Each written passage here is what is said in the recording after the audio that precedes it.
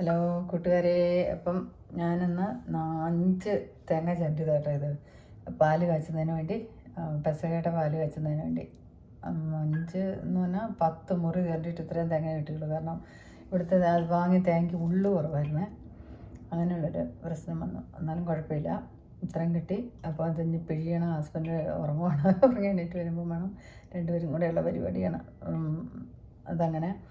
പിന്നെ ഞാൻ ഉഴുന്ന് വെള്ളത്തിലിട്ട് 2 ഗ്ലാസ്, അപ്പം 4 ഗ്ലാസ് അരിയുമാണ് ഇട്ടേക്കുന്നത്.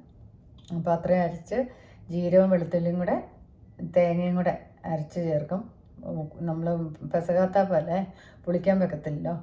അപ്പോൾ അങ്ങനെ അരച്ച് ചേർത്ത് കുരിശപ്പവും പിന്നെ 1-2 ചിരട്ടയപ്പം, ഇലയിൽ കുറച്ച് അപ്പങ്ങളും എല്ലാം കൂടെ ആണ് ഉണ്ടാക്കാൻ തീരുമാനിച്ചിരിക്കുന്നത്.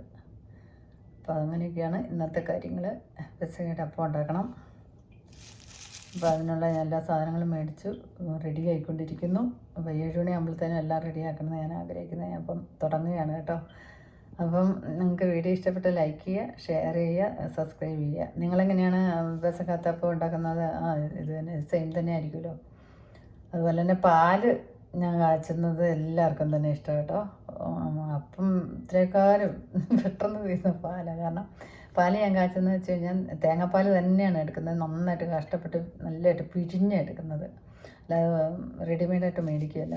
അപ്പം അതിൻ്റെ ഒരു പ്രത്യേകത ഉണ്ട് കേട്ടോ. അതുപോലെ തന്നെ കുറച്ച് അരിപ്പൊടി വറുത്തതും ഒരു കുറുകലിന് വേണ്ടി ഇടും. പിന്നെ ജീരകം, വെളുത്തുള്ളി, ജീരകം, ഏലക്ക,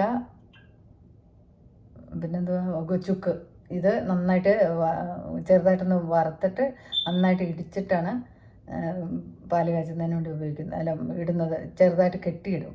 അപ്പോൾ അതിൻ്റെ ആ സത്തെല്ലാം അങ്ങ് ഇറങ്ങി പിന്നെ പാല് ശരിക്കും ഇളക്കി അതിൻ്റെ ഒരു പിന്നെ ശർക്കരയും ഏലക്കയും എല്ലാം കൂടെ നന്നായിട്ട് ഉരുക്കി എടുത്തിട്ട് പാകത്തിന് ഒഴിക്കും. ഇത്രയേ ഉള്ളൂ പാലിൻ്റെയൊക്കെ പണി. പിന്നെ നമ്മുടെ കുരിശോലയില്ല, അതും ക്രോസായിട്ടിടും. ഇത്രയേ ഉള്ളൂ. അത്ര കഷ്ടപ്പെട്ട പണിയില്ല. നമ്മളെല്ലാ വർഷവും ഉണ്ടാക്കുന്നതല്ലേ. അപ്പോൾ അതൊക്കെയാണ് ഇന്നത്തെ പരിപാടി. അപ്പോൾ ഞാനത് ചെയ്ത് കഴിഞ്ഞിട്ട് ഞാൻ വീഡിയോ ഇടാം കേട്ടോ. അപ്പം താങ്ക് യു.